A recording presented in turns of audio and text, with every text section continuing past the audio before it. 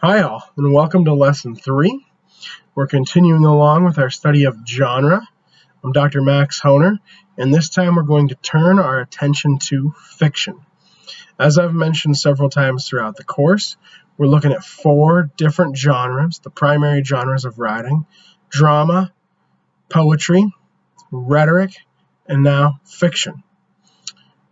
And as I mentioned, another thing I've mentioned before, we're studying these different genres multiple times throughout the quarter, looking at one, looking at another, so on and so forth, coming back to one, coming back to another, so on and so forth. So the lessons are aptly titled Drama 1, Poetry 1, etc. This is Fiction 1. And, next week we'll look at Drama 2, which will be the first time we revisit a genre, and then after the midterm we'll look at Fiction 2, so on and so forth. So each of these first lessons, Drama 1, Rhetoric 1, Narrative Poetry, Fiction 1, each of these first few lessons looks at the genesis of that particular genre, the origin point of that genre. In other words, Sophocles, who wrote Oedipus, was one of the first dramatists. The idea of rhetoric originated with Aristotle, and the Odyssey is one of the earliest texts to portray rhetoric. And then the ancient epics like the Odyssey are some of the first instances of poetry, in that case specifically narrative poetry. Fiction is a little bit different beast for a few reasons. One being the time period. As I mentioned, the text we study in this class won't be in chronological order, but within the study of a specific genre, they will be in chronological order.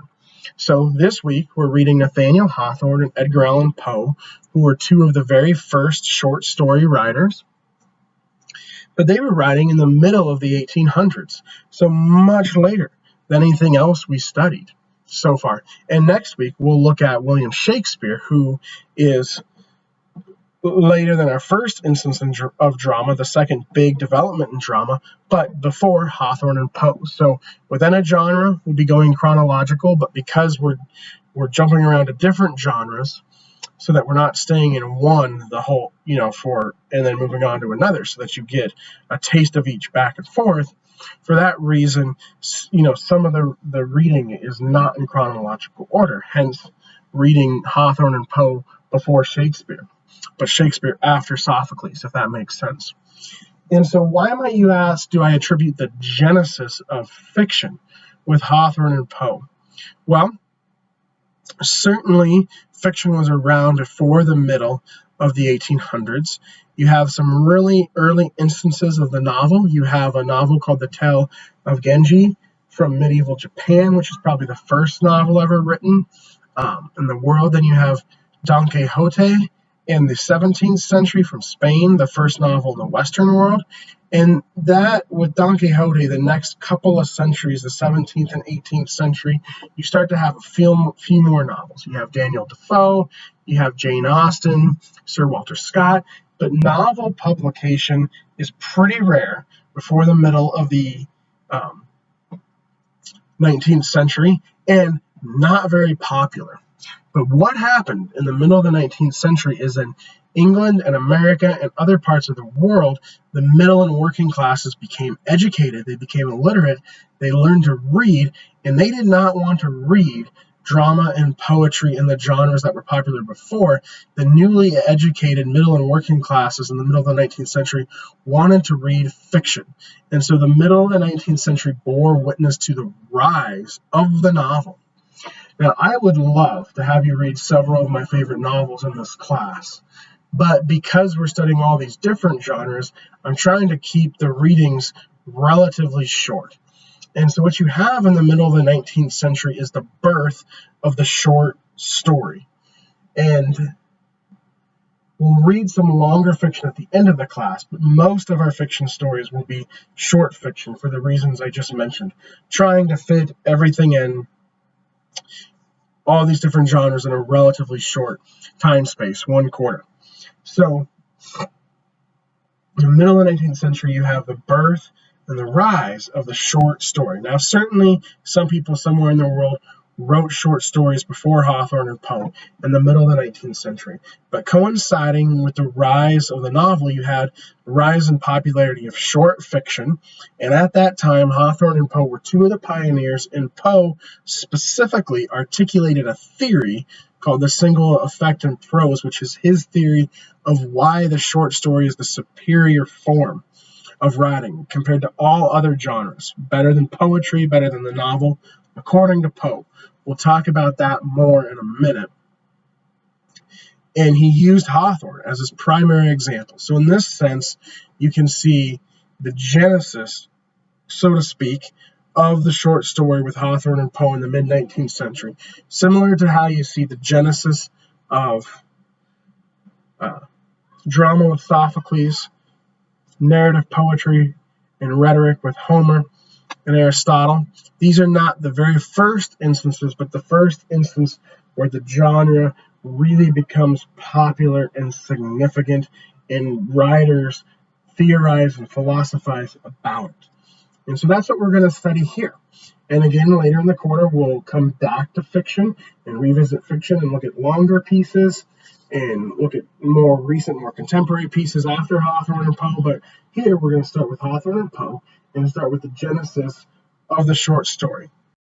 And that genesis really occurs with Poe's piece, The Single Effect in Prose. Here he's using the term prose to refer to fiction as opposed to, say, poetry or drama.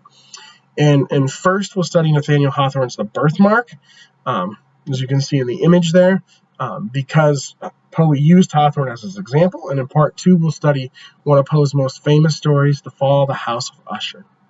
So I asked you to read this piece, The Importance of the Single Effect in a Prose Tale.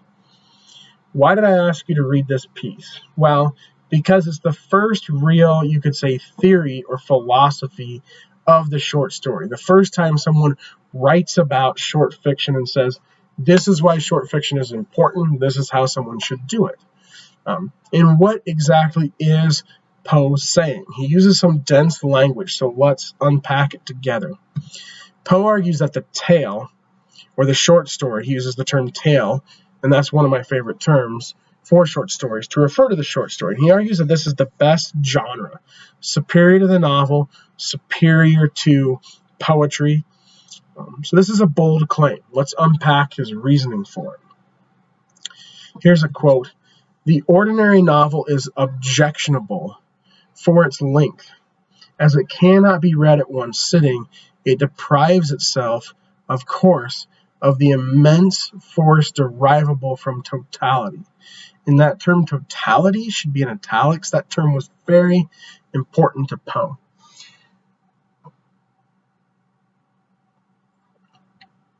Poe was very well known as a literary critic, and his theories about literature are still influential today.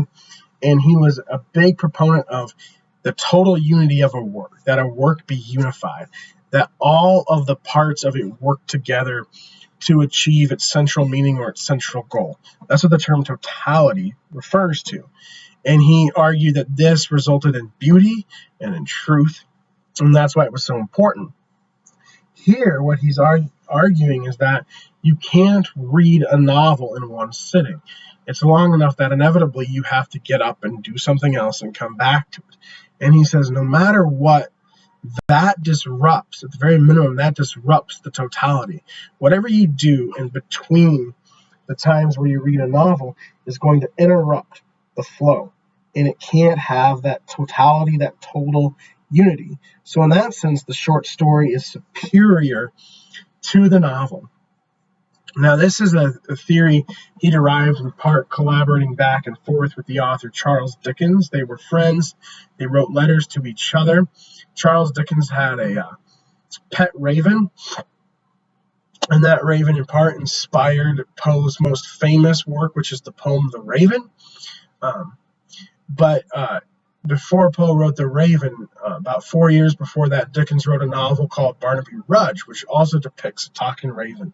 Ravens are like parrots. They can actually talk.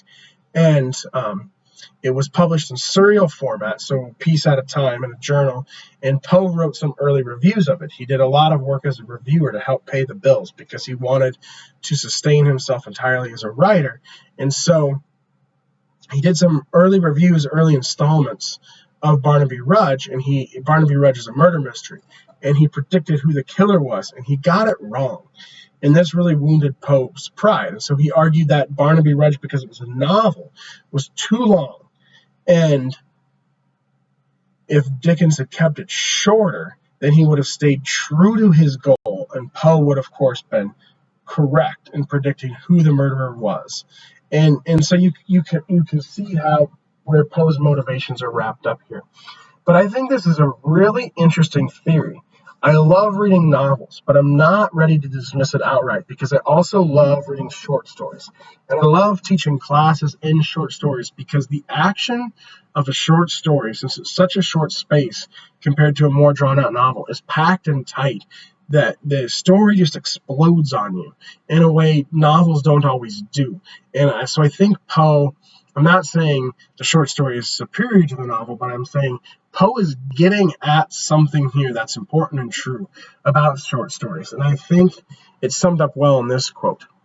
During the hour of perusal, the soul of the reader is at the writer's control. There are no external or extrinsic influences resulting from weariness or interruption. So you can read most short stories, like the two I assigned for this lesson, in about an hour. And Poe argues that in that hour, the reader is at the writer's control. There are no exterior influences. This was really true in the 19th century when Poe was writing, when we didn't have things like internet and smartphones.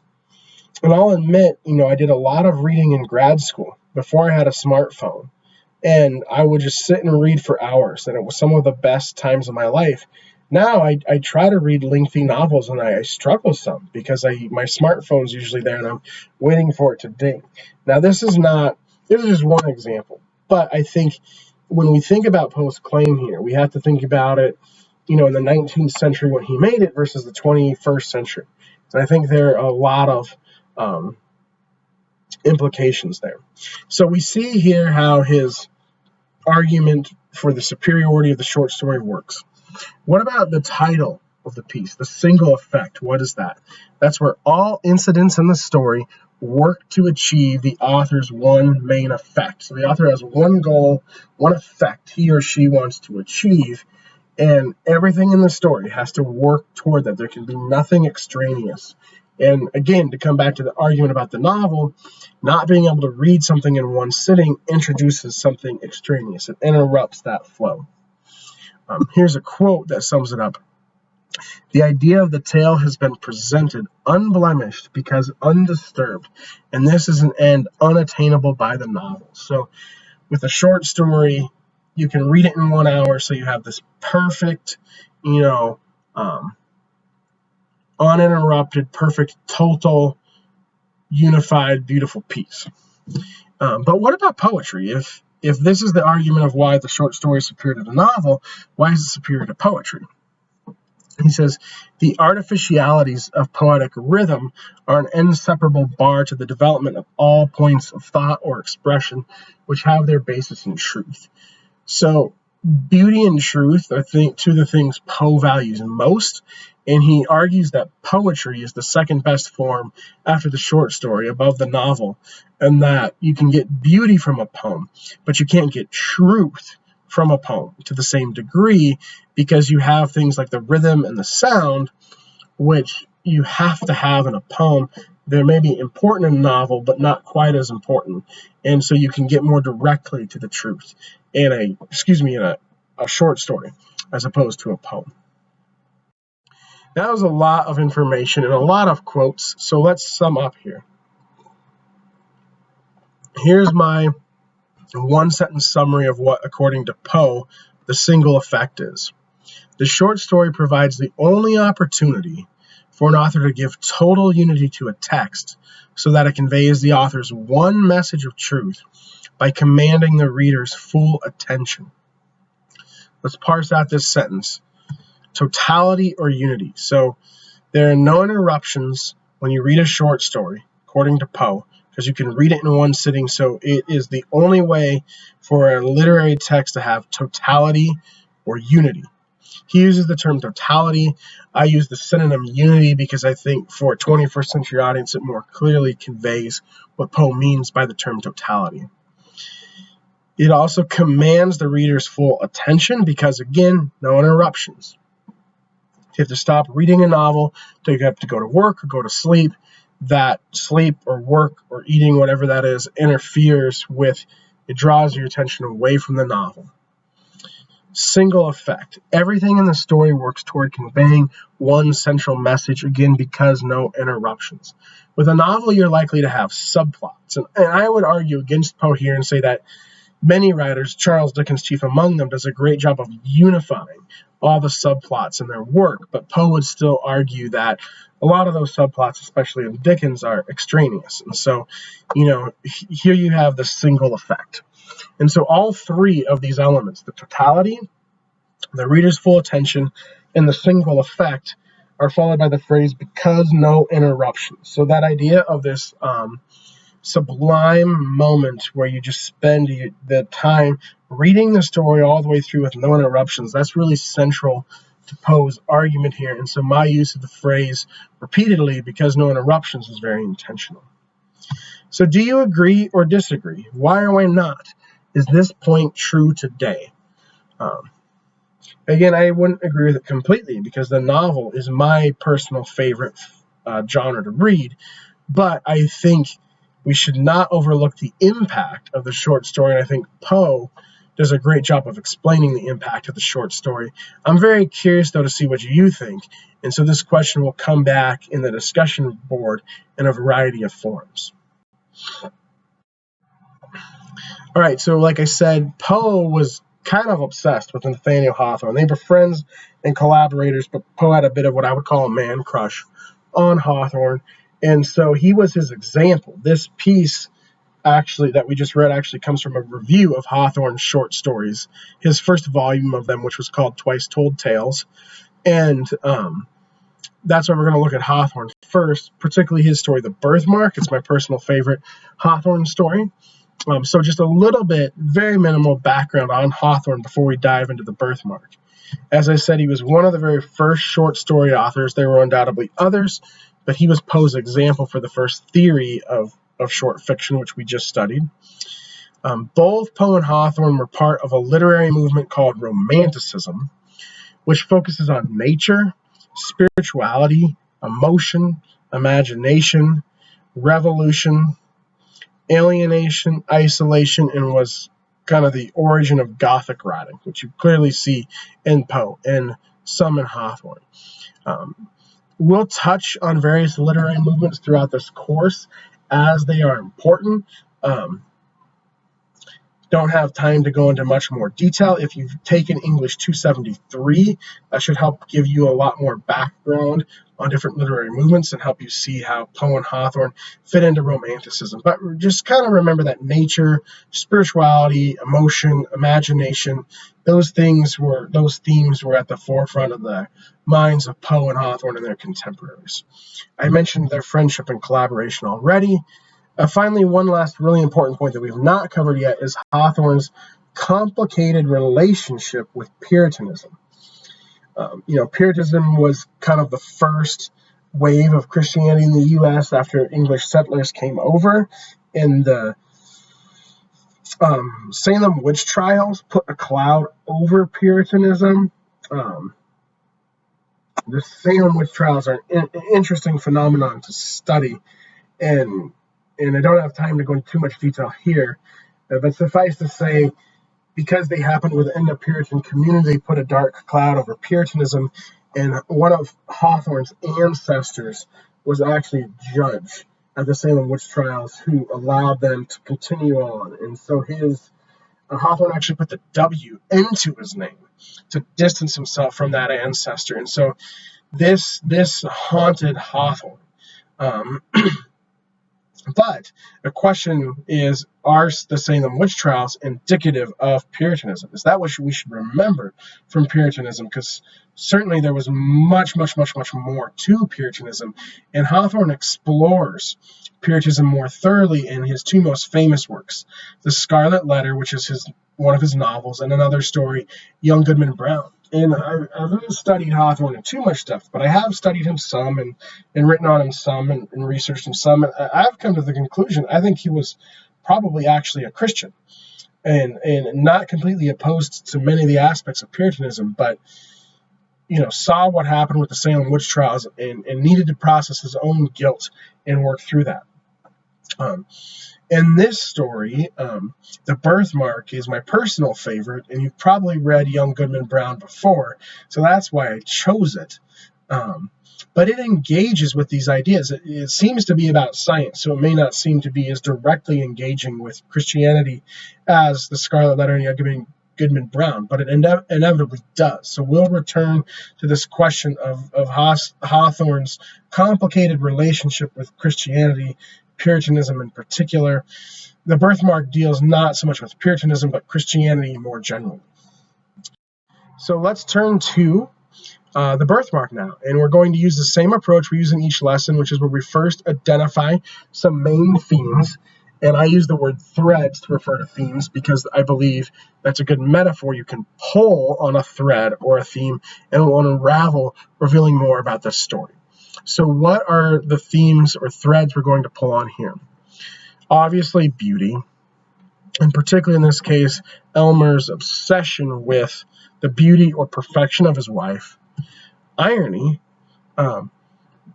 Elmer is certainly not perfect himself, but he's pursuing perfection in his wife. Progress, its benefits and its consequences. In the U.S. and England and Europe and other places throughout the world, the 19th century, especially the middle of the 19th century when Hawthorne and Poe were writing, bore witness to some of the biggest advancements and changes in terms of technology, urbanization, societal structure, science, and so progress was on people's minds. And obviously there are benefits to progress, but there are always consequences as well. And Elmer is pursuing a very specific end goal here. So we'll talk about how that aspect of the story relates to progress. Science versus spirituality. This is a very spiritual story. It doesn't seem like it at first because you've got a guy working with science, but as you read and you look at the language, you see how many of the terms and the words and the language of the story connect to or relate to more spiritual things. And this is where, as I mentioned on the last slide, Christianity starts to come into play. Finally, the earthly versus the ethereal. Again, Christianity coming into play, but you've got very earthly things here. You've got, beauty in human form, but like I said, it's at the same time a very spiritual story because everything Hawthorne wrote was spiritual. So seeing how I've kind of grouped these things together here, right? Beauty leads to obsession. Irony is the way Hawthorne grapples with progress. And finally, two sets of binaries. With spirituality and ethereal, each on one side of each binary, you've got a clear central focus here on the spirituality. Ethereal would be kind of a synonym for spiritual here, that a more direct contrast to earthly than spiritual. So let's pull on these threads and see what shakes.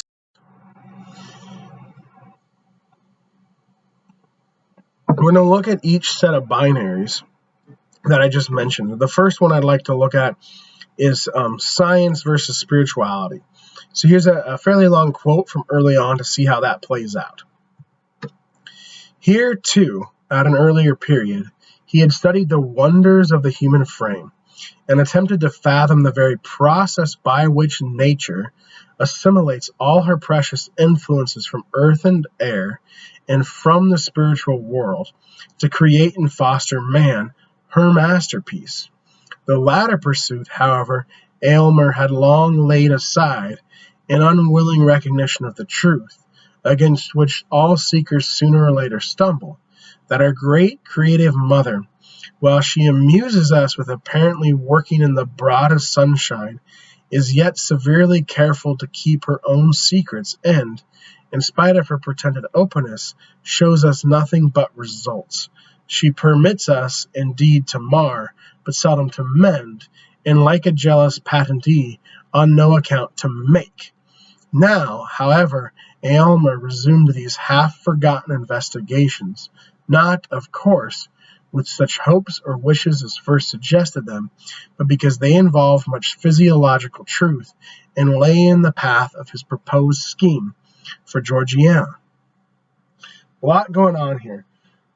What's really important to note is Aylmer has done a lot of experiments and things in the past and not had success. So his career is marked by his own failures, which again comes back to the idea of it's ironic that he's pursuing perfection in his wife.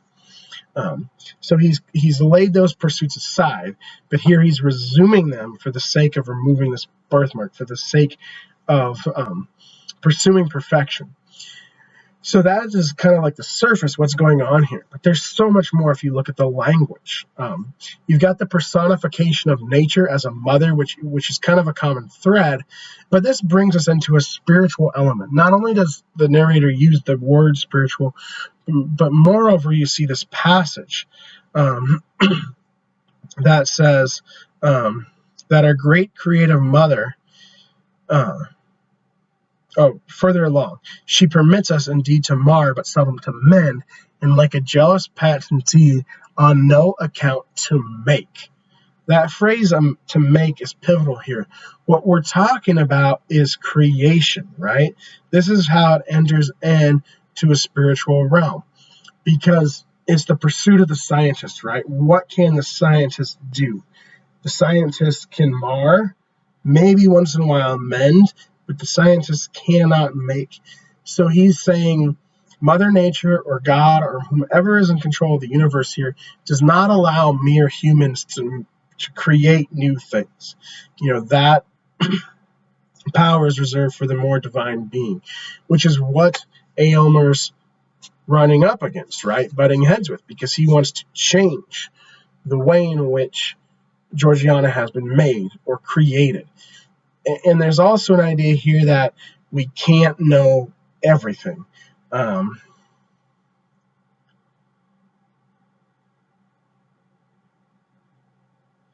That this divine being that the creative mother here represents is severely careful to keep her own secrets, and in spite of her pretended openness, shows us nothing but results. So we can't know everything. We can't create new things. We're somewhat limited as human beings. That appears to be the claim of this passage, and Aylmer is fighting against that as he tries to remove this birthmark. So there you see some of the tension between science and spirituality.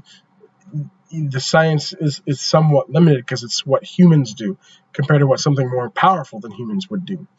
Another tension is the earthly versus the ethereal.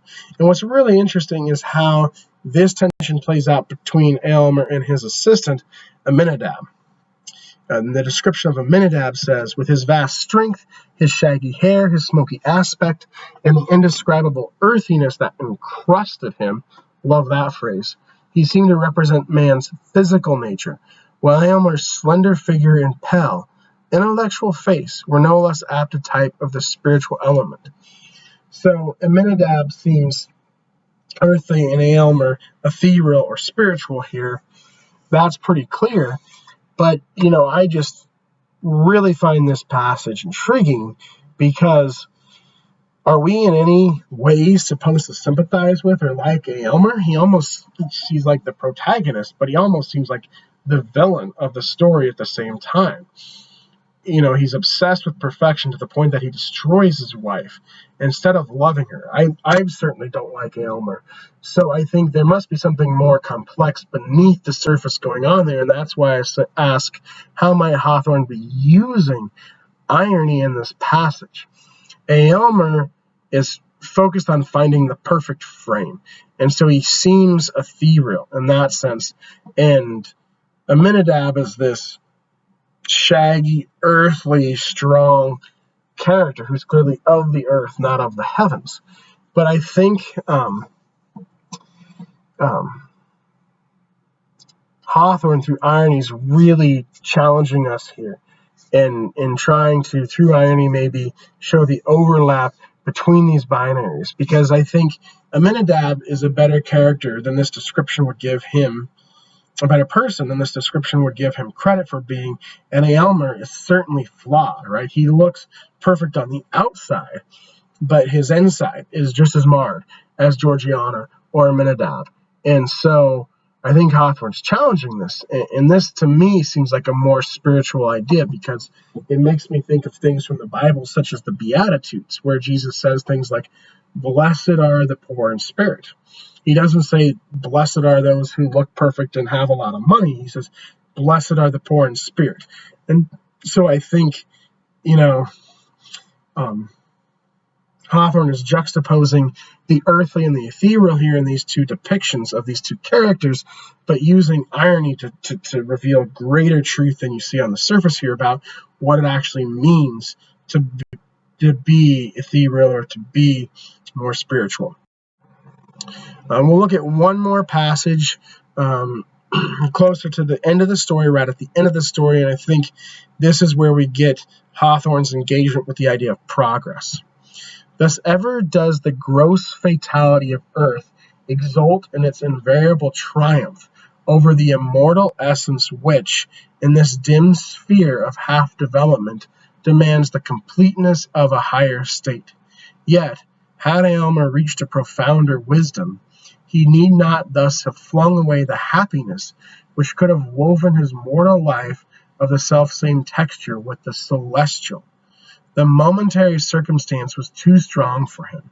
He fell to look beyond the shadowy scope of time, and, living once for all an eternity, to find the perfect future in the present." I think this is a beautiful quote that really encapsulates the themes of the story. You have here, Aylmer couldn't see the big picture. He couldn't look beyond the moment. He's living once for all an eternity, but he couldn't find the perfect future in the present. He couldn't just live in bliss in the moment with his wife. He had to fix her one imperfection. And Hawthorne really loved his wife. Other writers at the time, like Emerson and Thoreau and Whitman, were part of the Transcendentalist movement. Hawthorne was not. He only pretended to be part of that movement because he got some work, some pay for working at a Transcendentalist compound, and he used that income to be able to marry his wife, because you had to have a certain amount of income to get married back then to impress her parents, and he really loved his wife. And so he's saying here that the celestial, right, that's a reference to the ethereal. And so he's saying heaven is basically marriage to his wife. And Aylmer couldn't have that. His glimpse at eternity, at the future, would have been with his wife, but he threw that away to try to fix an imperfection. So I think you have an inability to see the big picture here, and a meditation on what is heavenly or ethereal or spiritual here, in a pretty profound passage from Hawthorne. So I hope you enjoyed the story. Those are what I think are some important passages in my analysis of them to get at some of the big ideas of the story, how some of the threads that we studied play out. Now that we've seen those threads play out, let's look at the questions we can ask to really get at the meaning of the story. So here's some things you can explore on the discussion board. Since we're using Poe's essay on the single effect as kind of a lens here, as our way into the genesis of short fiction, use that as a lens to analyze the story. So what is the message or the single effect Hawthorne is trying to convey? Does he achieve this effect? Why or why not? When thinking about why or why not, consider some of the aspects Poe says need to be there. Total unity, which are all the elements working together to convey that central message or effect. Is it a message with truth to it? Remember, Poe valued truth and beauty the most, and truth is in fiction, beauty is in poetry. And then did the story hold your full attention throughout the reading process? There's this element, right, of sitting there and having this like sublime moment, reading it all in one sitting. I'm very curious, reading this story in the 21st century, what effect did it have on you? So your reading experience, very important there. Another question would be, I think, to really explore irony. That seems important. So quote a passage of the story and analyze its use of irony. I did this with the passage between describing Aylmer and Aminadab as like an example to illustrate this, so you could do it with another passage. But how is what the characters or the narrator saying different from what Hawthorne is trying to convey? So on the surface, you read one thing, but then being able to read between the lines, you see the message is actually different. And I ask, why use irony? Why not just say the message directly? How is saying it kind of indirectly through irony perhaps more effective? So this question gets at the importance of the use of irony in general. The story deals with the concept of perfection or pursuing an ultimate goal. Aylmer achieves his goal when he removes the birthmark from Georgiana, but fails to realize that the process has been slowly killing her, and Georgiana's death occurs simultaneously with the complete removal of the birthmark. It's so ironic, right? He gets his goal, the birthmark's gone, but then she dies, and he doesn't realize the experiments have been killing her. So there's this idea of a goal. In this case, it's perfection, but pursuing something to its fullest. Remember, he was a scientist with failures before, so wrapped up in this is not just perfecting his wife's appearance, but also, having success at his profession. And I think Hawthorne's making a commentary here on how we pursue our goals. So what is he saying about pursuing perfection? Thinking about the comments about the divine. Can we know all things? Should we try to know all things? Will our professional or personal goals fulfill us? Or will we meet those goals and then feel empty? We'll remove the birthmark, but see, the person we supposedly loved has died. I think this story is a terrific, complex meditation on human progress, human goals, spirituality, and true happiness. I want to see you unpack those. There's a lot of potential here on the discussion board. Finally, as I mentioned before, Hawthorne's biography and other works show that he had a complex relationship with Christianity. This is particularly evident in his two most famous works, his novel The Scarlet Letter and his story Young Goodman Brown. So consider the tension between the earthly and the ethereal or spiritual realms in the birthmark. Do you think this story is a pro or anti-Christian text? Use evidence from the text to explain your reasoning. Now, I'm asking you to take one of two clear stances there. This is just to get you thinking. Your response can be more of a middle ground.